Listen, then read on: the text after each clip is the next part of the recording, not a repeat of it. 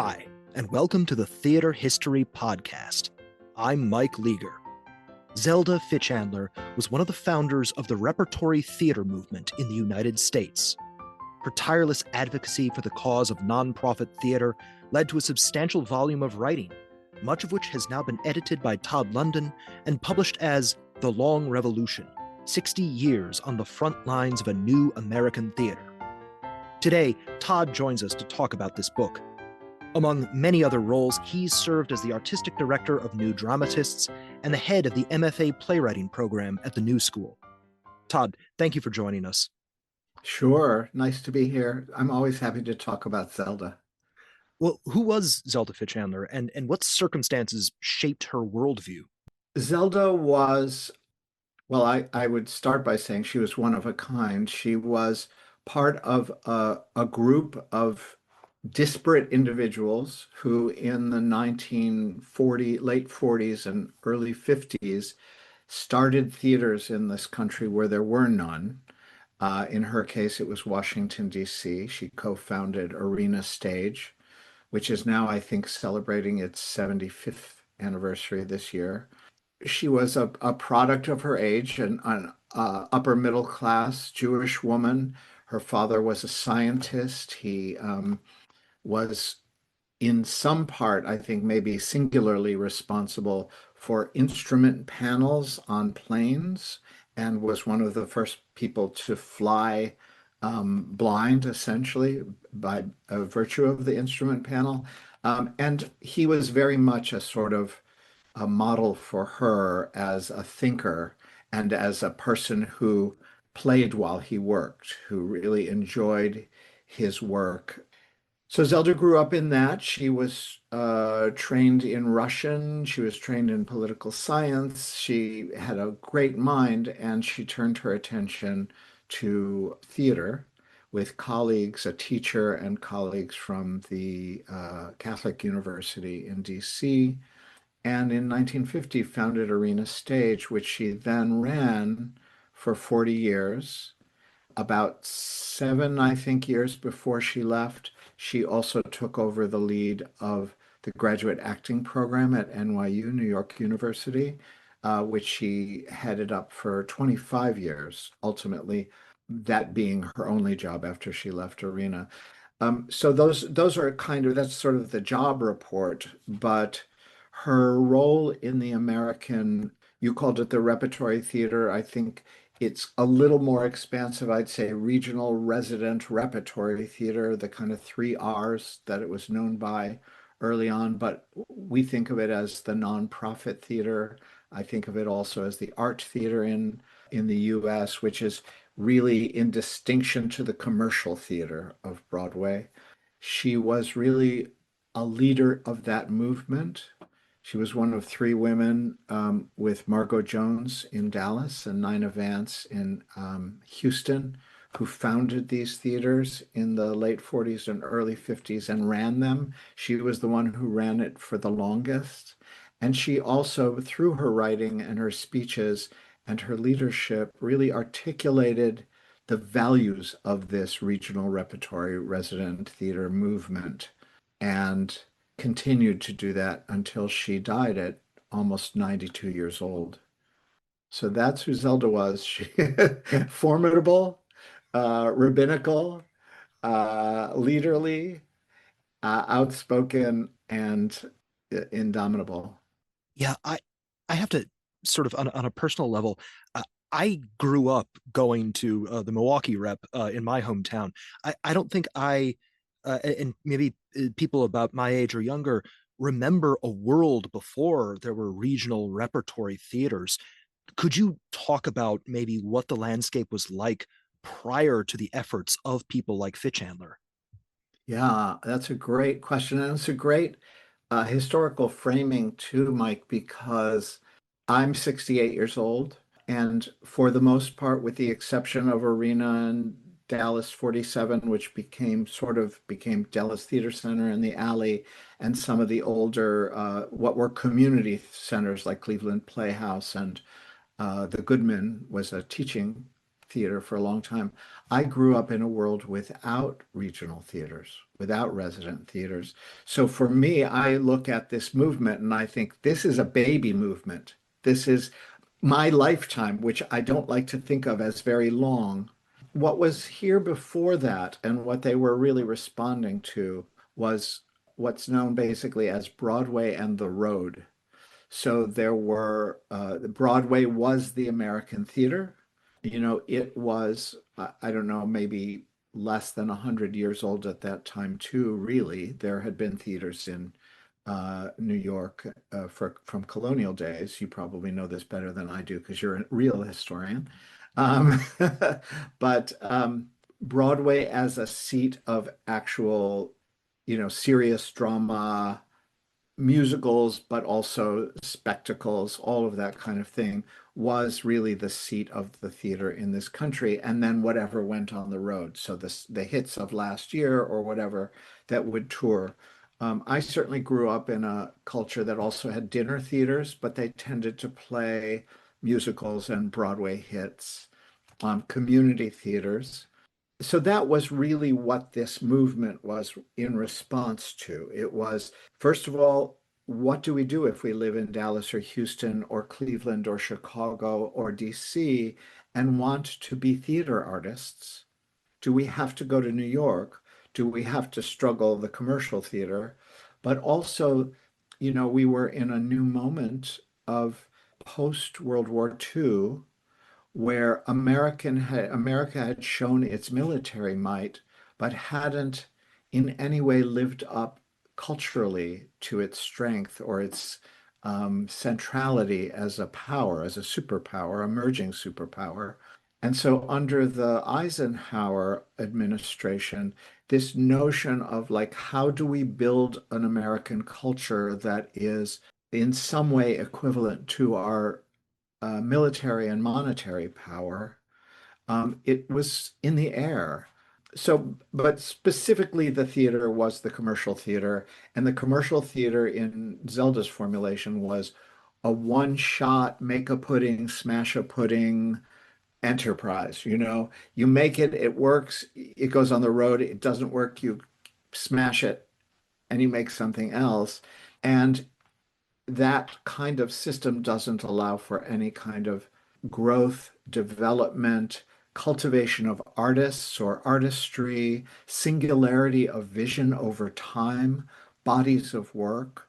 The other thing that I just want to note is the sort of unseen in the American theater at this time, and continues to be unseen, was a serious and art theater that really began in the settlement houses of Chicago and New York in the late 1800s and the early 1900s. And those were settlement houses for immigrants, largely from Eastern Europe, from Italy, from Greece, from the displaced people of Eastern Europe, from Germany. And those theaters were highly diverse by the standards of the day. So, I mean, diverse in they weren't all Anglo-white theaters. They were mostly white, but they were Eastern European whites who were not necessarily considered whites in America at the time. And so there's a kind of unseen mix, diversity, immigrant power that is baked into our theater, our serious theater, that is often overlooked. And I think that too has, as we talk forward in this long revolution, that's something that I think has been retapped in a way. But the landscape they were responding to, that Zelda was responding to, was like, I want to be in DC. I want to be a theater director. How do I do that? I don't want to go to New York. New York is kind of, it's mammon minded. It's all about money. It's not really about art. We want to make art. And our examples are the long-standing European art theaters that have resident acting companies, singular artistic director visions, state subsidy, and long-term resident acting companies. Yeah, how did she go about sort of creating that vision first with Arena Stage? What was the beginning of that institution? How did it evolve? And how was it part of this movement pushing back against the state of affairs that you just described? Well, first of all, she, like everybody, they started with their friends. Do you know? We think of something like Arena Stage, and if you visit it today, it's this monumental building where the original theaters of it are encased in this glass surround that is, architecturally designed and pristine. Or if you go to the Guthrie Theater in Minneapolis, which was closer to your hometown, it's now this architectural behemoth on the overlooking the Mississippi River. So we think of them as these institutions, but really they were a bunch of kids getting together, in her case with one of her teachers, and putting wanting to put on plays. I mean, the great story is of Nina Vance, actually. In Houston, they had like $2.14 between her and her friends. So they bought 214 penny postcards and started sending them out to get audiences to their first show and people to help with the work. In Zelda's case, it started as essentially a for-profit theater. I guess they pooled their money. I don't know too much about the actual early years. She didn't start writing really until later in the 50s. But she talks about it throughout her book. They pooled their money, they put on plays, they had to make their money at the box office. So it was go as you sell or sell as you go. They didn't pay themselves or pay themselves much. It was really an amateur to professional kind of proposition with the goal of a kind of professionalism and a long-term artistic vision. She was one of, I think, three or four of the founding team, and she became the force that really drove that theater. Is there another part to the question that I'm not getting at? Well, I think as much as anything, the arena space and sort of just what the focus was as the company continued to evolve. Well, one of the things that was particular about Arena was that it was a predominantly or exclusively white theater in a segregated city that was increasingly black. So there's a point in the 60s, I believe, where it becomes the first minority majority city in this country. But that was the landscape of her theater. So Arena became the first theater with an integrated audience where it was not allowed to have integration in the theaters, and hers became the first and later became the first with integrated stages as well. So that's part of the thing. The spaces I know less about, but they were as they are now in the southwest neighborhood of DC, and they were putting on She Stoops to Conquer. They were putting on classic plays or classics of a sort, and ultimately as well, sort of modern what became modern classics, but this is the 50s. And then at some point in the later 50s, Zelda wrote a position paper for governmental support for the arts. It's a long paper, and a version of it is at the close of the book. And the myth of this paper, and I don't know the actual truth, because one of the things about Zelda passing she sort of handed the book off to me and died. So even though we'd been talking about it, it wasn't as real to me as it became. So I wasn't able to ask her all the questions. I had to ferret out a lot. And it's a book of essays, not a book of history. So I wasn't doing independent research in that way. But my sense is that this position paper she wrote that was about a 75-page case for a permanent resident classical theater in the nation's capital somehow wound up on the desk of a patron of Arena Stage who was also a member of Congress. So this is really, as far as I know, the first statement since the Federal Theater Project in the 30s under Hallie Flanagan This is the first statement out of this regional repertory company, a kind of company, to the government for government subsidy of some sort. At the time, there is at the Ford Foundation a man named McNeill Lowry, W. McNeill Lowry, who becomes the patron saint of these burgeoning theaters and starts funding a small group of them. And that funding continues into the 60s and 70s, as well as through the startup, the generation of the Theater Communications Group, or TCG. I do want to just circle back for 1 minute because of your initial question about what was the environment of the theater when Arena was started. The Federal Theater Project under the visionary Hallie Flanagan as part of the Works Progress Administration under Roosevelt, under Franklin Delano Roosevelt, was a really powerful example because it too was an attempt to move the theater out of New York to center it in different regions. The Federal Theater Project had regional hubs that would hire and create plays, often that would travel through those regions. But that only lasted 4 years, in large part due to the horrible relations between artists and the federal government, and especially the right wing of the federal government, which will come back into play in the culture wars of the late 80s and 90s with the NEA. And now, welcome to the Trump Kennedy Center. Oh, geez, we'll get there. Uh, I hope not. in the interview, I meant in the interview. Mm, mm, Um, mm. but actually, this does speak. I mean, you're just talking about government support and stuff, and one of the recurring themes of the book is this paradox about money. Fichandler keeps insisting, you want to make money. Theater's probably not really the ideal place to do it.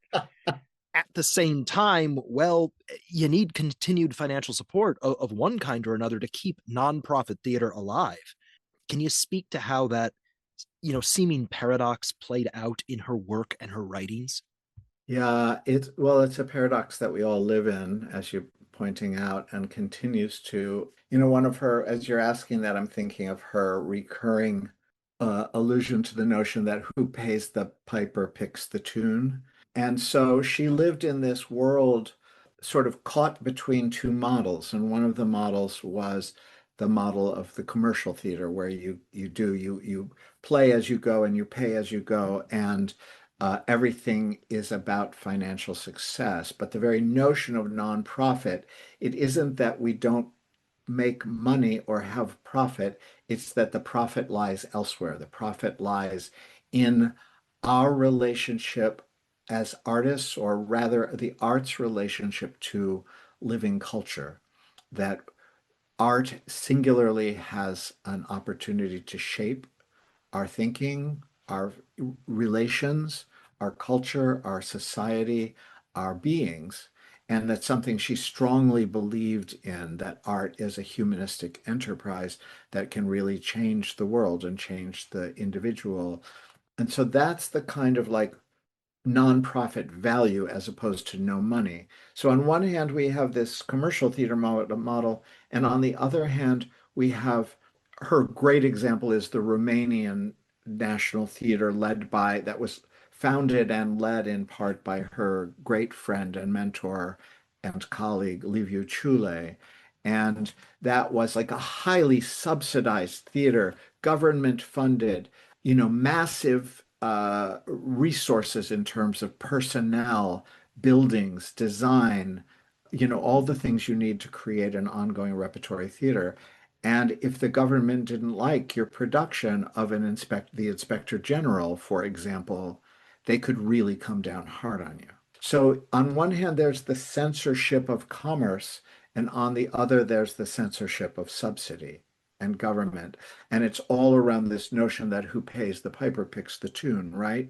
Zelda was operating, as we all do today in the nonprofit theater, in a world that is defined by capitalism, which I would say is in even greater hyperdrive than it is now than it was then, defined by capitalism, trying to maintain values that are not necessarily capitalistic, but unlike almost any major developed culture in in this world, this globe, we have almost no government subsidy. So this mix of private contribution, box office, a little bit of government, and the private being sort of, corporate foundation, especially individual, especially patron board directed giving and that kind of thing is unusual in the history of the world, as far as I understand it, and as far as she understood it. So it's a real, it's like you're making it up as you go along, but on either end, you've got the, Charybdis of government censorship and the Scylla of capitalism and commerce. Yeah, and some of this also comes to a head in controversies over the National Endowment for the Arts. I said we'd get to some unfortunately relevant material here, and Fichandler really gets involved in arguing for the continuing necessity of the NEA. Could you tell us a little bit about the historical background for that, and maybe specifically how she got involved in some particular battles? I don't have too much specific to say about that. I think that, Zelda was a spokesperson for the movement. So when there was needed someone to provide congressional testimony, she was often the person who went. Also, she was in DC. She knew many of the players. She was building a major leading flagship theater in the center of government. She was a woman of a certain class in a certain time and had access as well, including through her patrons and her boards. I'm not really an expert on the history of the NEA, though I believe it began in what, 63? Do you have the date? Maybe later, maybe under Nixon, but in any case, so I'm just going to be an idiot about that for a minute.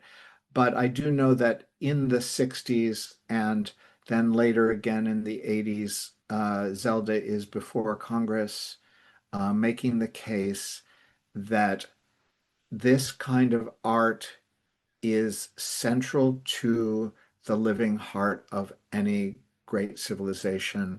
It is central to our humanity. It was central in the days of cave painting and storytelling around fires. It was central in the life of villages and shtetls. It is central to any culture at any time, and therefore the government should be providing because it is like the government, by providing for the theater, is paying for its own humanity and supporting its own storytellers and its story. So that's really what I have for you, Mike, on that. I don't really know much about her intimate struggles with the NEA.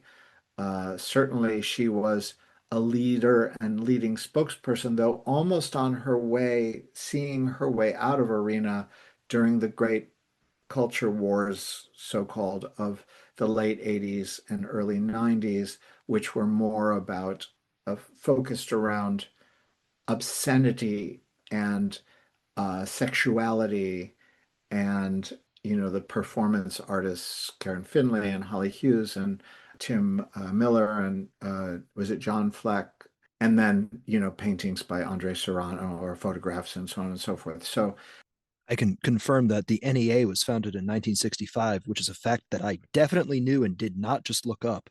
Uh, I'm so uh, glad. um, so where does the book itself, The Long Revolution, come from? What's unique about its road to publication? That's a moving and sad story, and important one. So Zelda somehow wrote for 50 or 60 years while she was doing all these things. And a lot of what she wrote were speeches, testimony for Congress. She would, visit the Psychiatric Society in DC and give a speech about humanity and the mind and creativity.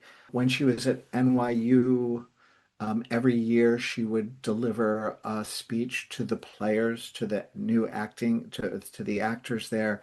And many of those actors I found over the years can still remember actual phrases from those speeches because they were so compelling and beautiful. She would write essays in American Theater Magazine. She would write uh, director's notes that she would read, long director's notes for the first rehearsal of plays, some of which were then published in the Washington Post or, in other magazines.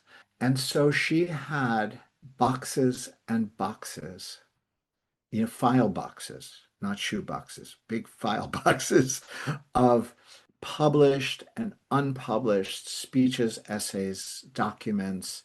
Like I said, she showed up in 1958 or whatever with this paper that was 75 pages long about the need for this classical resident theater in DC. And towards the end of her career, she left. I don't remember what year she left NYU, but she, it was a good 10, 15 years before her death, and she wanted to make a book of her writings. And she worked on it all the time and got nowhere. As I understood it, she would bring in someone who had been a dramaturg with her or someone who was a writer or something to help her shape the book. And she would pick out essays and put them back in the boxes. She would make outlines. She would write notes. And she was really like going nowhere fast for a long, long time. And about the book came out in it's 23, 24. I finished it in 2019. I think Zelda died in 2015 or 16. And in the prior 10 or more years, she was working on this book was the center of her work. But literally, there was no book. She had a contract with Theater Communications Group that I think was well over a decade old when I delivered the book. And at a certain point in 2014, I got a call from her kind of out of the blue, because even though she was significant in my life as a voice and a leader and someone I had written about or written a little bit about, and certainly it chronicled this movement, I didn't really know her, or I didn't believe she knew me. I had met her several times. And she called me. I was at New Dramatists at the time. I was about to maybe a little less than a year from leaving there and going to the University of Washington in Seattle. And she called me as if we were old friends or old intimates. And she was like, Todd, I've been reading about you. I've been reading your work again and again and again. I want you to come down. I want you to help me with my book. And when Zelda calls you, you don't say Zelda who, and you don't say no, because it is like a call from the gods in some way. And so I wound up going down to her house in the Kalorama area of DC for about 3 days in the spring of 2014, I guess it would have been. And she showed me her boxes. She showed me the books. She started sending me things and outlines and notes and essays. And she was working with a personal assistant who was a very dear and great helper of hers for many years. She had been a stage manager, I believe, at the arena, Angie Moy. And Angie started sending me these essays and so on. And Zelda wanted my help. And then when I was in Seattle, and it was about a year or so after that, I got a call from her. She had terrible fibromyalgia, which was a very painful disease, and she had struggled with it for years and years. But she was going into surgery. This must have been 2016, going into surgery for something unrelated, knee or hip or something, and she was afraid that when she came out, she would not be able to finish the book, which in a sense she hadn't even started. I mean, she had started it and started it and started it and started it, and but it was still papers in boxes. She would send me notes about it and her thoughts and titles and things like that for sections. And she was afraid that she wouldn't be able to finish the book because she'd be debilitated by the surgery. She was 90 years old. She asked me if I would make the book for her or finish it if she was unable to. And of course, you don't say no to Zelda.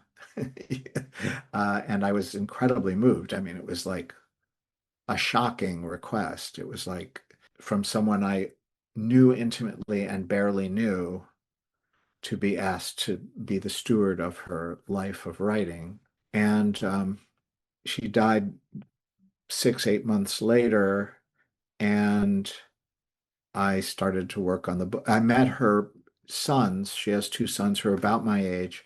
I met them at a small memorial at her apartment after her death, and I figured the idea would it would just be the end. But she had talked to them about me, and they said, "You're going to make her book, right?" And I was like, "Well, of course, of course."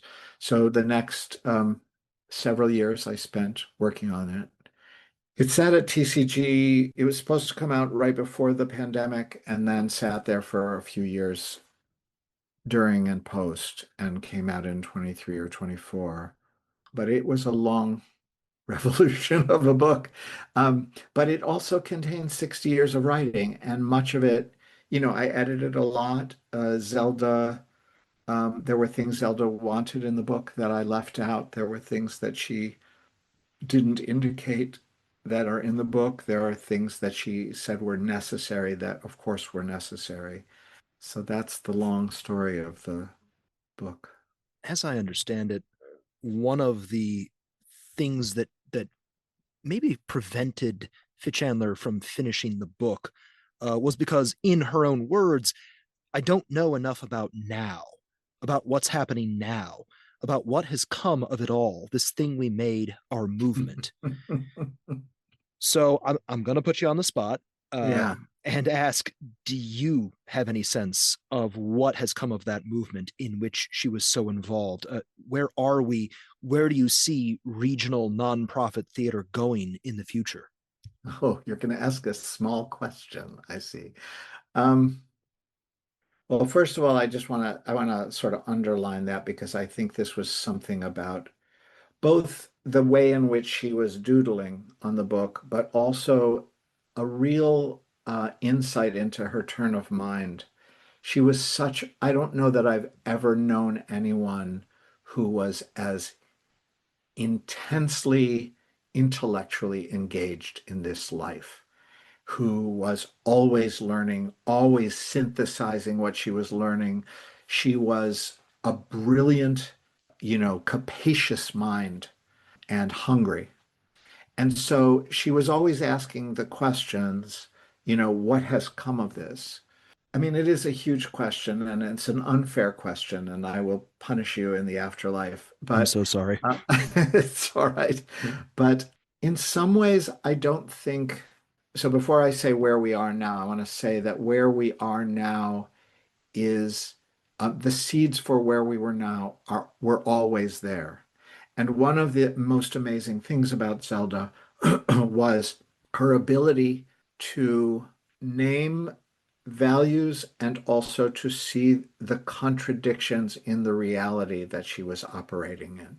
And so all of those contradictions, like we were talking about between subsidy and commercialism, between the localness of a theater and the mainstream culture of commerce, the desire to keep a resident company or a specific directorial voice, and the inability to do that because people were called to New York or Hollywood because the institutions grew bigger than anyone ever dreamed they would be, and the administration of those institutions overtook the artistic staffing of those institutions. Um, all of these things she called the inability to diversify well, to sort of really deal. And she tried this with two big swings about 20 years apart. She tried to truly integrate top to bottom her theater. The first time she did it, it was about the acting company. And then 20 years later, she was like, no, that didn't work because the actors got called away or left or couldn't live in this city or whatever it was. So then she tried to integrate and diversify the entire structure of the institution, which by then was quite an institution. So those contradictions are still very much in play in the movement that she created. They haven't gone away. If anything, I mean, I think we all know that the pandemic exacerbated so many of the conflicts, so many of the contradictions, that the things that were small cracks are now huge cannons. We're losing theaters. There are so many theaters. I mean, that first group of Mac Lowry funded theaters that became TCG. It was founded, TCG Theater Communications Group was founded as a community of educational community and professional theaters. And very early in its infancy, it decided to only serve professional theaters. And the theaters that qualified, there were only something like 13 or 17 of them. They had to have a certain kind of budget, a certain kind of board, a certain kind of management, artistic director, split. Sorry, I'm going off a little, but all of those sort of fissures and contradictions just have gotten greater and greater. The pull of New York, we've never really the regional theater or the art theater or the nonprofit theater has never really sufficiently countered the lure of Broadway. People in this country, 75 years after the founding of Arena, you say theater and people say Broadway. How can that be with 2,000 theaters or more of size in every city in this country and many small towns? How can it be that people still equate theater with Broadway? The loss of artists to television and film, the mainstreaming of plays and successes, as opposed to that sense of like each theater is local and its own thing and its own voice. I mean, none of these theaters, including Arena, started as homes for new plays. That came later, kind of in the 60s, especially with the Mark Taper Forum, which now we know as the Center Theater Group more broadly. And it started also with Arena Stage doing The Great White Hope, that became a huge Broadway and film hit. And and so sort of paved the way for like, oh, we can really make it big if we do a play that then moves to Broadway, rather than we can really make it big if we remain who we are, where we are, thoroughly ourselves in DC or Houston or Chicago or Cleveland or Kansas City. So I think, we see that now. We saw, during the pandemic, the call out of white theaters, predominantly white institutions. We see white American theater.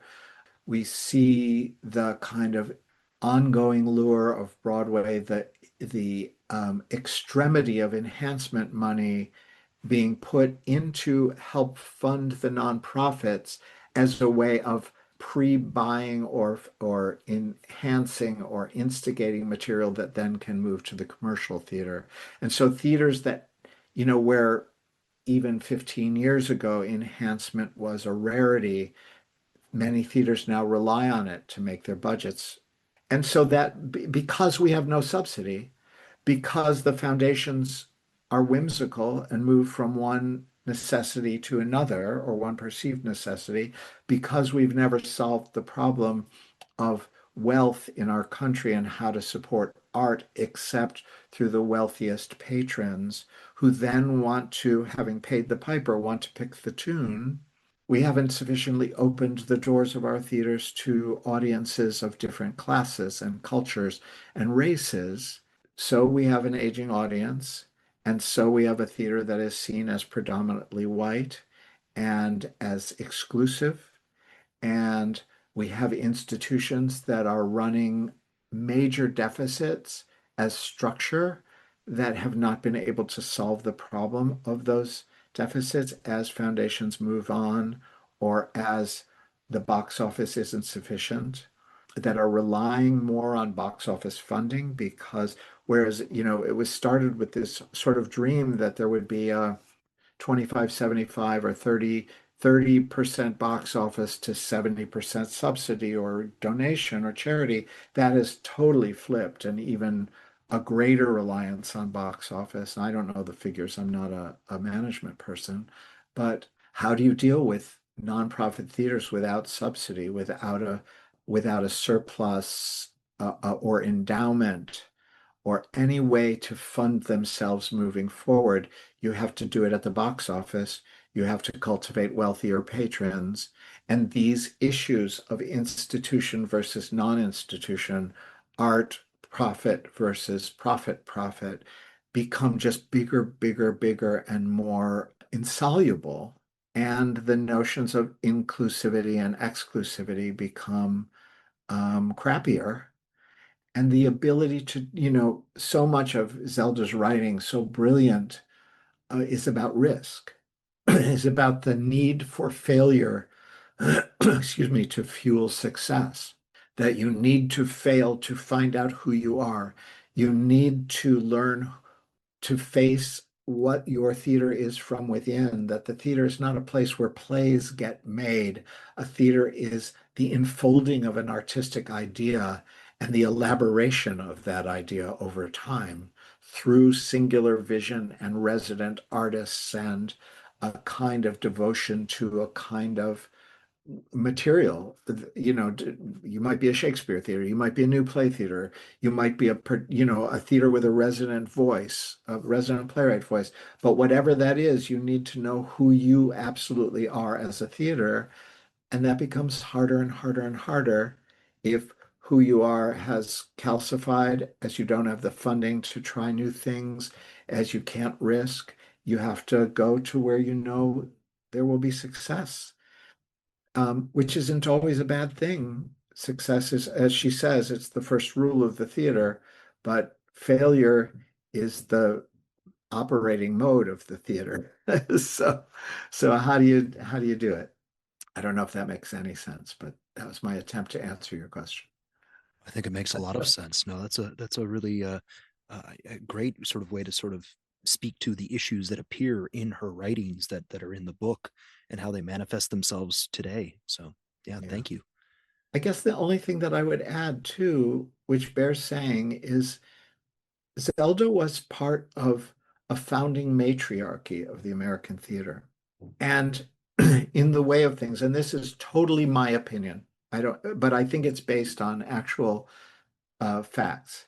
Many of the founders of these theaters were women, women of a certain, cultural class and their friends. And then when the theaters became viable, they were taken over by men. And for many years, actually 3 or 4 decades, the big majority of theaters in this country of size were run by male artistic directors and very often male managing directors as well, though I would say there were probably more women managing directors than men. But the artistic visionaries were often men. And then in recent years, as theaters have tried to become more inclusive, as other generations have risen up, and as the theaters have become less viable, they have been handed off to more women leaders, more people of color, and the ground has not really been prepared for them because they are not. There's one thing about a white man walking into a room of wealthy people and being identified as a leader, and it's another thing for a black woman or a Latinx man to walk into a room and show themselves as a leader of a major cultural institution. And our society has not paved the way for that change of generational leadership. And so we have a whole new generation of leaders in our theater who are leaving in 5 or 6 or 8 years. There's huge turnover right now because the way was not paved, and because basically when the theaters started to fall victim to all of these, built-in cracks in the edifice, they were handed off to a new generation of leaders who are in many ways better trained, who grew up in this theater, but have not been supported to the same extent. And now we see that, you know. We'll post links in our show notes that will allow you to explore the life and career of Zelda Fichandler, as well as learn more about The Long Revolution, 60 years on the front lines of a new American theater. Todd, thank you for introducing us to Zelda Fichandler and her work. Thank you, Mike. I love to talk about her. It's a pleasure. Thanks for your great questions.